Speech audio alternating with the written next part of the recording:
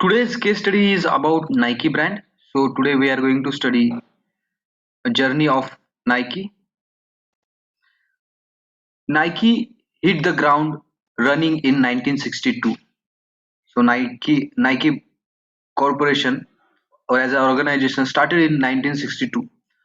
Originally known as Blue Ribbon Sports, the company focused on providing high quality running shoes designed for the athletes by athletes. So initial name was Blue Ribbon Sports, and they were providing high quality running shoes, and they were saying that this is designed by athletes and for the athletes. Founder B. Philip Knight believed high-tech shoes for runners could be manufactured at competitive prices if imported from abroad. So the founder of this company, Nike organization of the brand, is B. Philip Knight, and he was trying to provide high tech shoes at competitive prices, at affordable prices, at reasonable prices. Founder B. Philip Knight believed high-tech shoes for the runners could be manufactured at competitive prices if imported from abroad. So what he quotes is, there comes a time in every life when the past recedes and the future opens. It's that moment when you turn to face the unknown. Some will turn back to what they already know. Some will walk straight ahead into uncertainty. I can't tell you which one is right, but I can tell you which one is more fun. Nike's commitment to designing innovative footwear for serious athletes helped build a cult following among US consumers. So Nike was providing innovative footwear, Nike was providing high technological shoes, and it is for the athletes who really want, who seriously want some good shoes or some good product. And because of the innovative footwear, because of high tech footwear, it started following a cult brand. It is considered as a cult brand. It has got a lot of customer loyalty in US. Nike believed pyramid of influence, where the preferences of a small percentage of top athletes influence the product and brand choice of others. So Nike was working on a philosophy which is pyramid of influence, where a small percentage of athletes uh, tra- significantly influence other people. So if your favorite sports person is wearing particular brand, so you would also like to wear that brand because you are inspired from that person, and uh, unconsciously or consciously you will start getting habitual to what your favorite sports person or favorite athlete is doing. So that is the benefit that top athletes can influence other people's, because top athletes have achieved great success, so people also want to achieve success like top athletes. So that is the reason they start following what the top athletes are doing.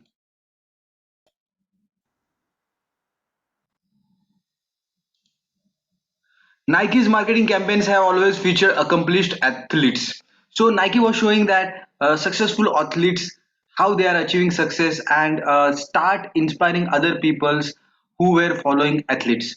So Nike was encashing the popularity of the athletes, the brand value of the athletes. Nike is forcing people to purchase their products by showing the athletes that they got the success because of they are wearing Nike products.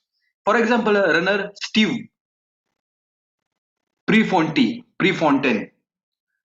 For example, runner Steve Prefontaine, the company's first spokesperson, had an irreverent attitude that matched Nike's spirit. Irreverent attitude is the attitude which means you don't care about anything. You don't respect others. You believe in what you believe. You have faith in yourself. Like that, he Steve has irreverent attitude, and that was the attitude of the Nike also. So the both the characteristics are matching, and when the characteristics, features, qualities are matching of any celebrity, then that celebrity is ideal for the brand as a brand ambassador for the brand endorsement. In 1985, Nike signed up then rookie guard Michael Jordan as a spokesperson. Michael Jordan is very popular athlete in basketball. So he was then appointed in 1985 after the Steve as a spokesperson. So he was the second spokesperson and Steve was the first spokesperson. Jordan was still an up and comer, but he personified superior performance. Nike's bet paid off. The Air Jordan line of basketball shoes flew off the shelves and revenues hit more than 100 million US dollar in the first year alone. So the second spokesperson was the Michael Jordan, and in 1985 they appointed him as a second spokesperson, and he was very popular and he was showing very good performance. So they started one particular product line by his name, Air Jordan line, and that that shoes were very popular for the basketball. So Air Jordan line, you products, basketball shoes, you can see in your right hand side. On this slide, you will see the right hand side picture is for the uh, Air Jordan line of basketball shoes. So this is entirely different product line of shoes, a different segment of the shoes for the only basketball lovers or basketball players.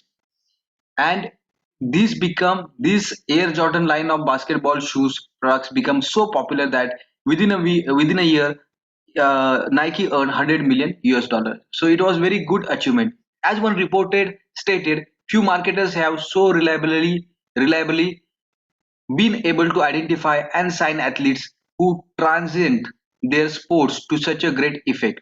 So that means there are some marketers, there are some uh, manufacturers, or there are some uh, officers or the managers who are very good in selecting or pointing good athletes which will benefit their organization. So Nike was such an organization that they could able to identify very good athlete which will make benefit for their organization by uh, generating a lot of popularity, by generating a lot of attention to their products. In 1988, Nike aired the first advertisement in its 20 million US dollar Just Do It ad campaign. So Just Do It ad campaign, which was very popular campaign not only for Nike but all over the world, started in 1988 and they spent 20 million US dollar. The campaign, which ultimately featured 12 TV spots in all, subtly challenged a generation of athletic enthusiasts to chase their goals.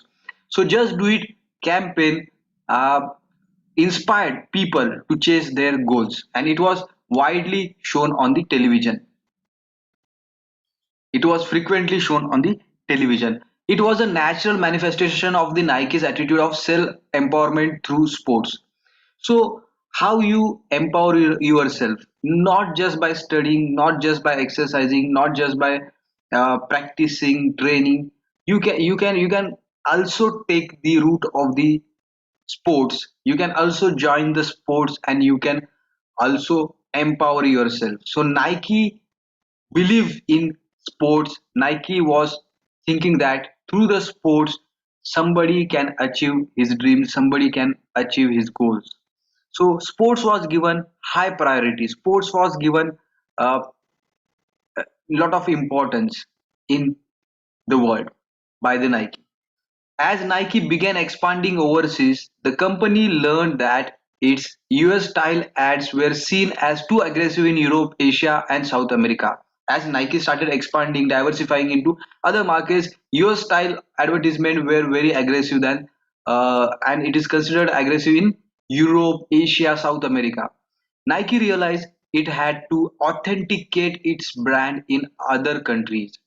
So it focused on soccer, called football outside the United States, and became active as a active sponsor of youth leagues, local clubs, and national teams. So in US, basketball was more popular and other sports were more popular. But in European countries, in some other countries outside Europe, outside USA, soccer or a football was more popular. So they focus on the football. They started sponsoring teams, leagues, and competitions. However, for Nike to build authenticity among the soccer audience, consumer had to see professional athletes using its products, especially athletes who won.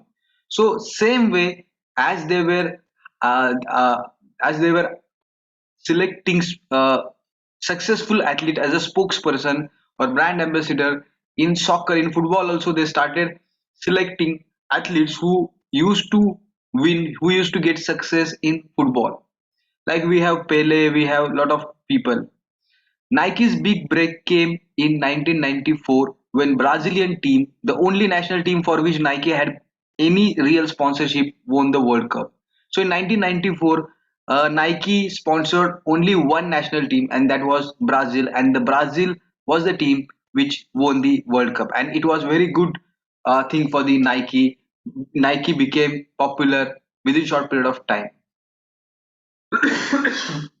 The victory transformed the victory transformed Nike's international image from sneaker company into a brand that represented emotion, allegiance, and identification. So, because of the success of the World Cup, Soccer World Cup, it was owned by the Brazil.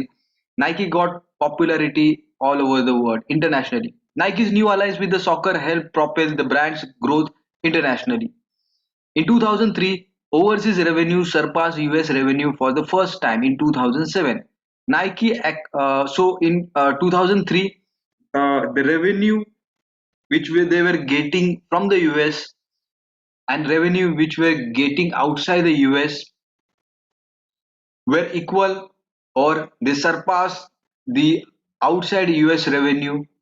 So they started getting more revenue outside US. They started getting more revenue internationally. So they don't have to depend on only US market. In 2007, Nike acquired Umbro brand. Umbro brand is a British maker of soccer related footwear, apparel, apparel and equipments. So this Umbro brand was very popular brand, and it was not just having footwear, it was having apparel, it was having equipments, a lot of other things also. You can go to their website and you can visit their website. Umbro brand is a very popular brand in football. In 1958, Umbro sponsored one team, I think the same team, Brazil or some other team. I don't remember exactly. But that team won the World Cup of soccer World Cup. So Umbro brand was very old and popular brand, very big brand, and it was acquired by Nike, and it was British brand. The acquisition made Nike the sole supplier to more than 100 professional soccer teams around the world and boosted its international presence. In 2003, overseas revenue surpassed US revenue for the first time. And in 2007, Nike acquired Umbro, a British maker of soccer-related footwear, apparel, and equipment that we have discussed. The acquisition made Nike the sole supplier to more than 100 professional soccer teams around the world and boosted Nike's international presence and authenticity in soccer. So these Umbro brand was providing uh, supplying material, supplying products to 100 professional teams, and soon Nike acquired such a big market, and its international presence, Nike's international presence and authenticity again improved, strengthened. The company sold Umbro brand in 2012 for 225 million US dollar. In recent years, Nike's international effort have been focused on emerging market, that is developing countries, India, China. During the 2008 Summer Olympics in Beijing, Nike honed in on China and developed an aggressive marketing strategy that countered Adidas sponsorship of the Olympic Games. So in 2008, we had Beijing Olympics in China, and Adidas was the main sponsor, but Nike was also playing tactically, strategically very good. Nike received special permission from the International Olympic Committee to run Nike advertisement featuring Olympic athletes during the games. So Nike took the permission from the Olympic Committee that we should be also given opportunity to sponsor the Olympic athletes, and they got the permission. So through their advertisement, they were featuring Olympic athletes in their advertisement. In addition, Nike sponsored several teams and athletes, including most of the Chinese teams. So China was hosting the Olympic game Beijing 2008. So China was involved a lot, and sponsoring Chinese team was masterstroke. So immediately this Nike brand captured the attention. Immediately Nike brand captured the uh, publicity. This aggressive sponsorship strategy helped ignite sales in the Asian region by 15%. So because of this popularity, their sales increased in Asian region by 15%. In addition to expanding overseas, Nike has successfully expanded its brand into many sports and athletic categories, including footwear, apparel, and equipment. So now they are not only manufacturing shoes, they are manufacturing footwear, apparel, and equipment. Nike continues to partner with the high profile and influential athletes, coaches, teams, and leagues to build credibility in these categories. So, what all Nike is doing, Nike is sponsoring or forming partnership with the high profile athletes, with high profile coaches, with high profile teams, with high profile leagues, and they are building credibility, they are building trust, they are building good bonding with others. For example, Nike aligned with tennis stars Maria Sharapova, Roger Federer, Rafael Nadal to punish its line of tennis clothing and gear. So major uh, tennis player they are using for their endorsement. They are using as a brand ambassador. Some called the famous 2008 Wimbledon match between Roger Federer and Rafael Nadal, both dressed in swoosh that is Nike from head to toe, a 5-hour Nike commercial valued at 10 million $10 million US dollar. So there was a final match between Rafael Nadal and Roger Federer in Wimbledon, and both were using Nike brand. And the 5-hour match cost or valued 10.6 million US dollar. So Nike benefited a lot due to this match because everybody was watching Nike brand only. To promote its line of basketball shoes and apparel, Nike has partnered with the basketball superstars such as Kobe Bryant and LeBron James. In golf, Nike's logo appears on many golfers, but most famously on Tiger Woods. So Tiger Woods is a very big personality at that point of time because he won several consecutive world championships for the golf, and he was the symbol of very good performance, and he was very popular at one point of time. In the years since Nike first partnered with Tiger Woods, Nike Golf has grown into 523 million US dollar business and literally changed the way golfers dress and play today. So, because of having partnership, having endorsement from the Tiger Woods, Nike grown to 523 million US dollar brand, Nike Golf specific category, and it changed golfers were dressing, golfers were playing. So what he used to say, winning takes care of everything. So it was from Tiger Woods. Tiger's powerful influence on the game and his particular style has turned the greens at the majors into golf's fashion runway. So Tiger Woods, you can see. was playing very attractive Nike apparels or t-shirts and all these uh, dresses. So it became a golf fashion runway, and people used to enjoy that. Nike is the biggest sponsor of athletes in the world and plans to spend more than 3 billion US dollar in athletic endorsement between 2012 to 2017. So during 5 years, Nike spent more than 3 billion US dollar on athletes for sponsoring athletes. The company also has a history of standing by its athletes such as Tiger Woods and Kobe Bryant, even as they struggle with the personal problems. So Kobe Bryant, I think, met with an accident, and Tiger Woods had extramarital affairs in their life. Uh, there was a point when they were they were found themselves in very big controversy, or they found themselves in very big problem. So that time also Nike brand supported them, stand by them. It severed its relationship with the Lance Armstrong in 2012. However, after strong evidence showed that the cyclist doped during his time as an athlete and while competing during all Tour de France, Nike released a statement explaining Nike does not condone the use of illegal performance enhancing drugs in any manner. So the Armstrong is very popular and successful cyclist. He used to win lot of matches. In one of the match in one of the tournament, he found using drugs. So Nike brand image got hampered.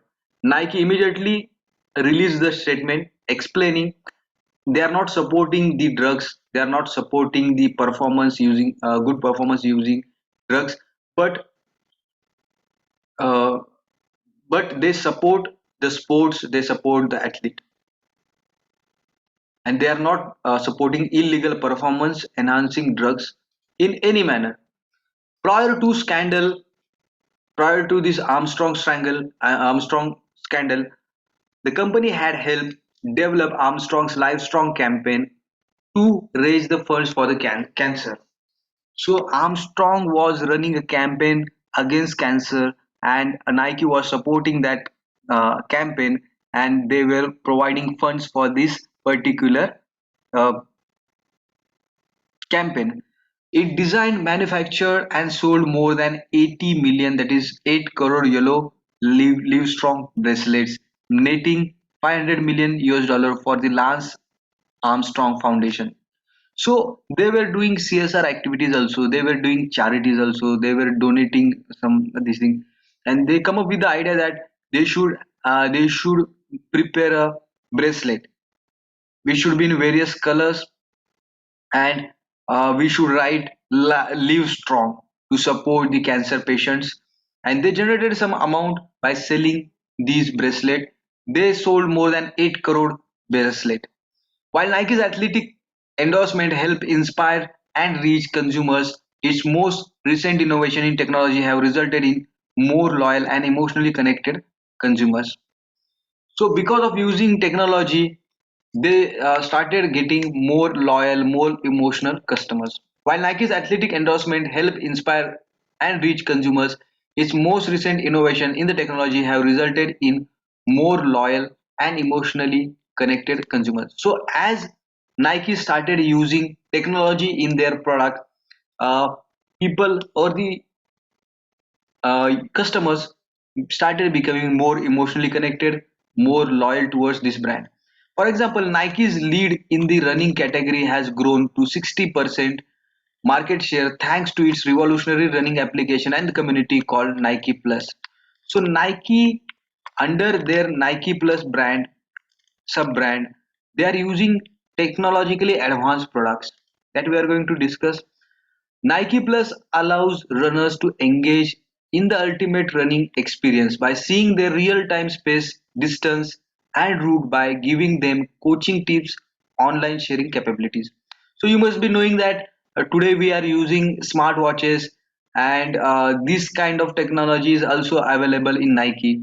So Nike in their shoes they have a sensor, they have a something which is connected to the some sensor which is connected to their watches, to their smartphones, to their mobiles, and they can capture the speed, they can capture the heartbeat, they can capture the status, physical capabilities, and they are also giving coaching tips, they are also giving updates, statistical information regarding their real-time pace or real-time speed, the distance they traveled, the route they traveled. So all this digital information, all these necessary information to improve the performance is provided by their uh, technically advanced products under the Nike Plus brand. Nike expanded Nike Plus to focus on key growth areas like basketball and exercise, and recently launched Nike Plus Basketball, Nike Plus Kinect, Nike Plus Full Band, and bracelet or app that tracks daily activities. So under Nike Plus brand, they started launching new advanced technology products, and they again started launching specific products for specific segment. So they come up with the Nike Plus basketball, they come up with the Nike Plus Kinect in gaming industry, Nike Plus basketball for the basketball players, Nike Plus Kinect for the gaming in the gaming industry, Nike Plus Fuel Band as a smartwatch. Then there is a bracelet, there is app which is going to track daily activities like a smartwatch. Nike Plus Basketball is a new experience connecting digitally enabled footwear. Nike Plus Basketball is a new experience connecting digitally enabled footwear with an interactive mobile application that together delivers revolutionary sports experience. So in your foot, they in your footwear, they are putting something, some sensor or some equipment which is directly connected to your mobile or any other application like a smartwatch, and it is providing you very good information that on basis of that information you can improve your performance.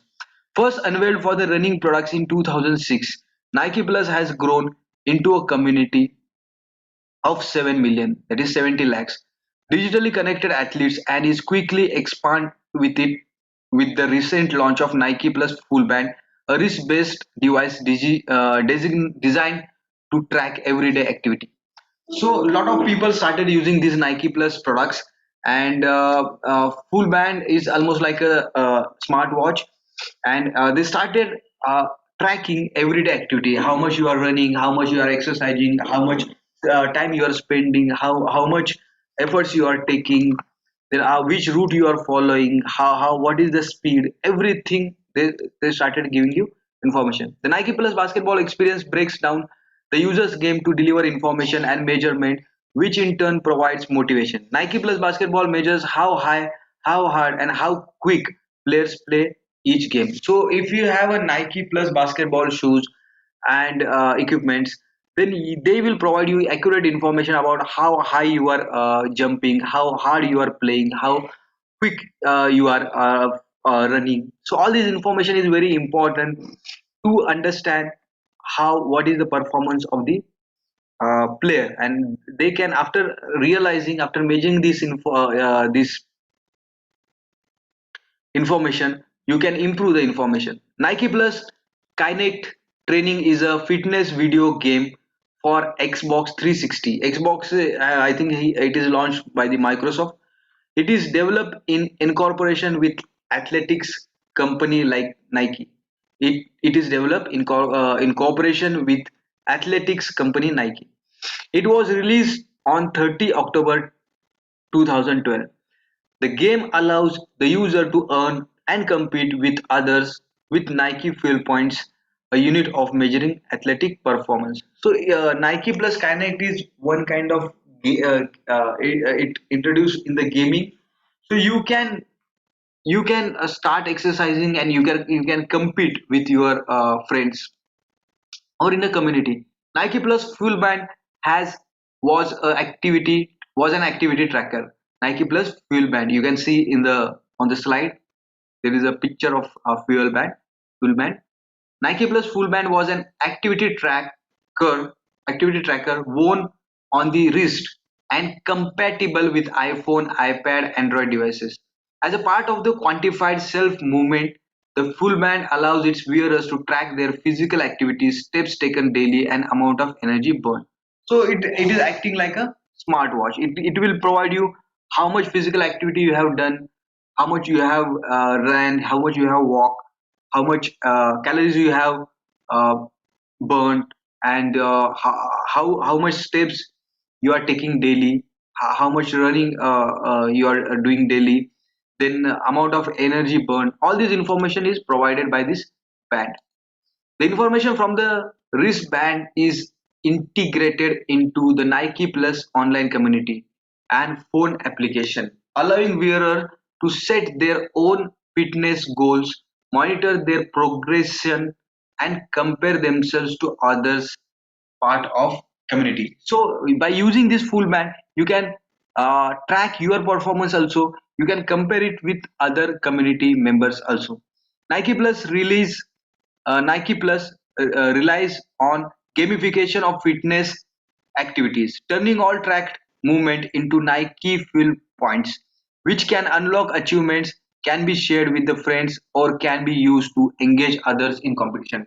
So what they have done, they have turned this exercise or fitness, all this fitness activity into game. So people like to play the game, and there are some milestones, there are some criteria to achieve. So when you are achieving this criteria, where you are achieving this milestone, you can share those things with your friends, and you can boost your performance. So people like to interact, like to show their performance to others. That's why they have come up with the gamification of the exercise or these physical activities. The Nike Plus iPod Sports Kit is an activity tracker device. The Nike Plus iPod Sports Kit is an activity tracker device developed by Nike Incorporation, which measures and records the distance and the pace of a walk or run.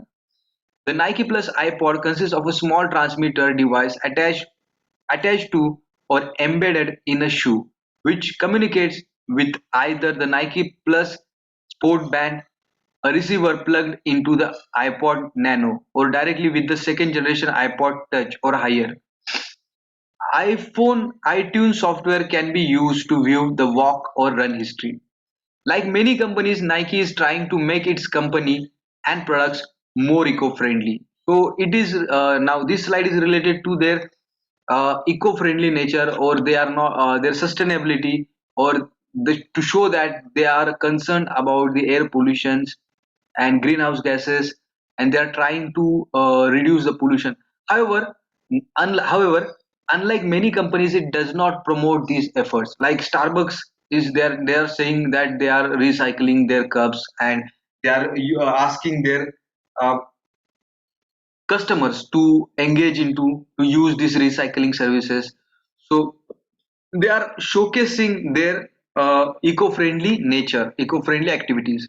But Nike is not highlighting their eco-friendly activities. One brand consultant explained Nike has always been about winning. How is sustainability relevant to its brand? Nike executives agree that promoting an eco-friendly message would distract from its sleek high-tech image. So efforts like as recycling old shoes into the new shoes are kept quiet. So it's not like that they are not working on the recycling, or they are not they do not want to see as a eco-friendly product, but their main motto is to show their brand image, show their brand identity as a high technological product. So they are not focusing recycling and eco-friendly nature or the angle of the Nike. As a result, on the back end, they are doing all these things. On the back end, they are achieving very good milestone. They are meeting the standards given by the international agencies and the governments. As a result of its successful expansion across the geographic markets and product categories, Nike is a top athletic apparel and footwear manufacturer in the world. In 2014, revenues exceed 27 billion, and Nike dominated the athletic footwear market with a 31%. The market share globally and 50% market share in United States. So Nike now is 20, more than 27 billion US dollar brand. Very big. This is very big achievement. This is very big amount. And in athletic footwear market, they have 31% market share. And in United States, they have 50% market share. Globally, they have 31% market share. And in United States, they have 50% market share. So in United States, they are more popular than all over the world. Swoosh, their logo abound on everything from wristwatches to skateboards to swimming caps. The firm's long-term strategy, however, is focused on running, basketball, football, soccer, men's training, women's training, and action sports. So now they are focusing more on the running. They are focusing more on the basketball, football, men's training, women's training, and action sports. So there are two questions on this case study. What are the pros and cons and risks associated with the Nike's core marketing strategy? So we have Nike's marketing strategy. What are the benefits? What are the advantages? What are the disadvantages? And what are the risks? Second question is, if you are Adidas, what would you have done to compete with Nike? So first question we will take. What are the pros? What are the advantages? Advertising and promotion. Nike's market contracts with some celebrity athletes. Nike makes contracts with some celebrity athletes, which can draw attention to their products such as Tiger Woods, Ronaldo, and so on. So Nike is focusing more on the popular athletes, and these popular athletes inspire others to purchase Nike products. Their aggressive advertising campaigns, Nike's aggressive advertising campaigns, celebrity endorsement, and quality products all enhance their brand and image. So, using celebrity, using very good advertising campaign, using high technology, high quality is making Nike brand different from the other brands. It is giving them competitive advantage over the others. Most of the consumers like of Nike products is mainly athletics. Nike is the master of segmentation. Their segmenting market typically targets athletes, but women and men. So Nike has different product lines for different sports. So and their most of their consumer or target group is athletics. Nike Plus, Nike with Apple consists of a pair of a specially designed Nike Plus shoes and Nike Plus iPad Sport Kit. As a person runs, iPad tells the distance, space, calories burned via voice feedback that adjusts music volume as it plays. So Nike has a tie-up with the Apple, and togetherly they are working on providing high technology products, and by which Nike wants to improve the performance of the athletes. Now, disadvantage or the cons, since Nike has implemented several marketing strategies, it had incurred high costs in promoting its products. The costs are increased among the handling inventory, designing, advertising, and production. So, because of their marketing campaign, Nike products are more costlier, and it is out of reach of common man or middleman or poor people. One of the Nike's core marketing strategies is depend on a group of athletes to promote its products. So Nike is totally or largely dependent on athletes. So people who don't like athlete, they will not purchase Nike products. If all their products are endorsed by the successful athletes, it will attract the athletes idolater to purchase the products if Nike is using a popular athletes as endorser. It will attract the athletes idolater to purchase the products if Nike using a popular athlete as a endorser. So there are some people who worship these athletes and they will definitely going to buy this product, Nike product. On the other hand, if the athlete were caught in a drug addicted or any immoral attitude, it will affect the customers not to buy the Nike's products. Thus will affect Nike's sales and brand image. So like Tiger Woods, he involved in one of the controversy so that people may stop buying Nike products because of such a controversies. Risk changes in the market trends, consumer tastes and preferences may change. So tomorrow there may be a better product than Nike, so people will change their brand immediately. They will switch to the other product immediately. Expanding to overseas. So expanding to market like China, India, it's very difficult because people are very price conscious in poor countries, in developing countries, and in emerging economies. If you were Adidas, how would you compete with Nike? Adidas will have to invest more money on advertising and create innovative means of advertising their products. So marketing campaign, advertising campaign should be good if you are Adidas and if you want to fight with Nike. Having consumers in mind and following the trends of the technology. So you have to take into consideration need and expectation and requirement of the customers, and then only you have to make the product, and product should be reasonably priced, product should be affordable, a product should have advanced technological features. For example, Adidas can collaborate with the IT to create innovative means of advertising their products. So advertising should not only be used in the products, it should be used in advertising also. Smart shoes with GPS system that enables runners to decide their accurate location, distance traveled, speed from the shoe's GPS by wearing a small wireless GPS wrist strap. The shoes implanted memory can keep data about workouts such as average heart rate, body temperature, calories burned. So, chips should be used in the shoes to measure heartbeat, temperature, calories, distance traveled, route taken. Everything can be measured. Adidas should change its marketing strategies and products design to become more fashion and focus on the youth consumer. So, after a certain period of time, repositioning, then changing marketing campaign, changing logo, changing slogan, changing advertisement is advised. Sponsoring with the regional favorite sports and their favorite athletes. So suppose in India the IPL is more popular, so you can sponsor the IPL if there is particular specific team which is more popular, like Mumbai Indians, Rajasthan Royal, like more popular team should be sponsored. This is positioning map of the mm, or perceptual image of the Nike. On the y-axis we have high performance, and on the x-axis we have price. Price is increasing from left to right, and performance is increasing from bottom to top.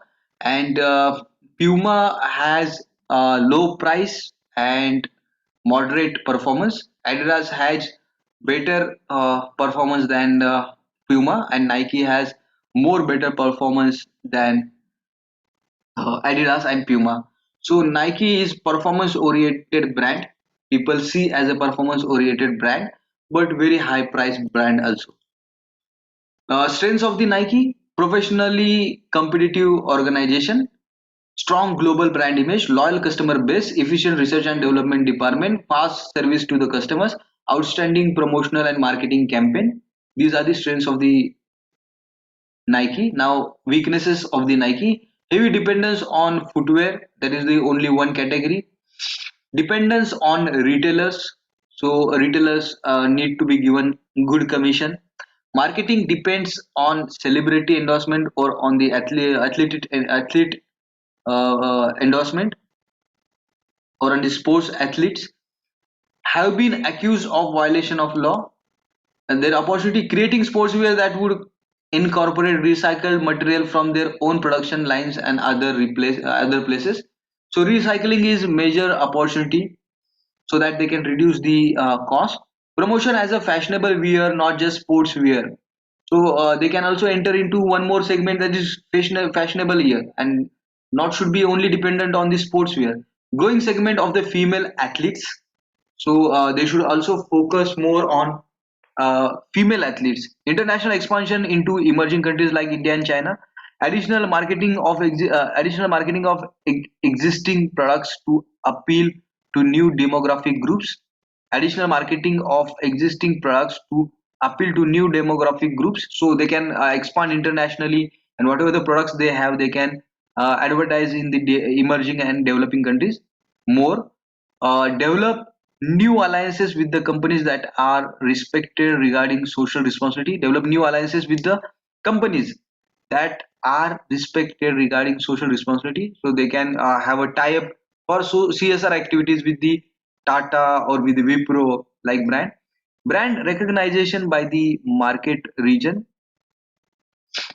So these are the opportunities. Threat: high competitive industry, lot of competition is there. Failure to respond to market trends in timely manner could greatly affect the financial position. So nowadays, lot of disruption is happening. So they should take care that they should understand the taste and preferences of the customers.